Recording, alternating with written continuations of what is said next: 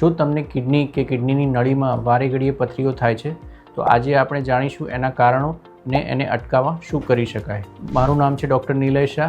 હું યુરોલોજિસ્ટ છું શેલ્બી હોસ્પિટલમાં. કિડનીની પથરી વારંવાર થવાના મુખ્ય 3 કારણો હોય છે. પહેલું કારણ છે ડિહાઇડ્રેશન. જો શરીરમાંથી પાણીની માત્રા સદંતર ઓછી રહે છે તો એનાથી રિકરન્ટ કિડનીમાં સ્ટોન બની શકે છે. બીજું કારણ છે જીનેટિક્સ.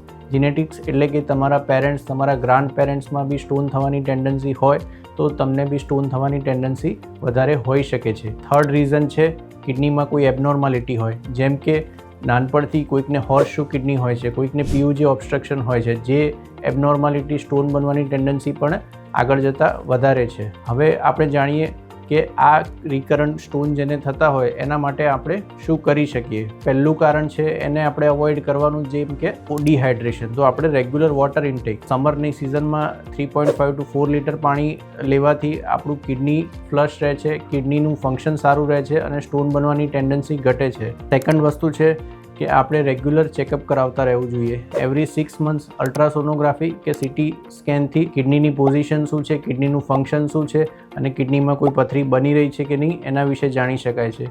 જો તમને વારંવાર સ્ટોન થતા હોય તો અમુક ઘણા ટેસ્ટ આવે છે કે 24 hour યુરિનરી ટેસ્ટ છે, સ્ટોન એનાલિસિસ છે. જો સ્ટોન તમને ઇન્ટેક્ટ પાસ થાય છે કે સ્ટોનની સર્જરી કરાવો છો તો એ સ્ટોનને આપણે એનાલિસિસ માટે મોકલીને જાણી શકાય છે કે એ સ્ટોન શેનો બનેલો છે, કેલ્શિયમ ઓક્ઝેલેટ છે, યુરિક એસિડ છે, અને એ બધા સ્ટોનની કમ્પોઝિશન પરથી આપણે મેડિકેશન એવી આપી શકીએ છીએ જે સ્ટોનને પ્રિવેન્ટ કરી શકે છે.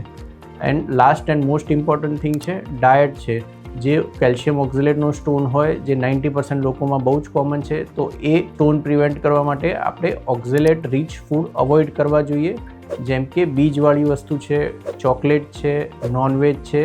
આ બધી વસ્તુમાં ઓક્ઝેલેટ હાઈ કન્ટેન્ટમાં હોય છે, જેનાથી કેલ્શિયમ ઓક્ઝેલેટ સ્ટોન થાય છે.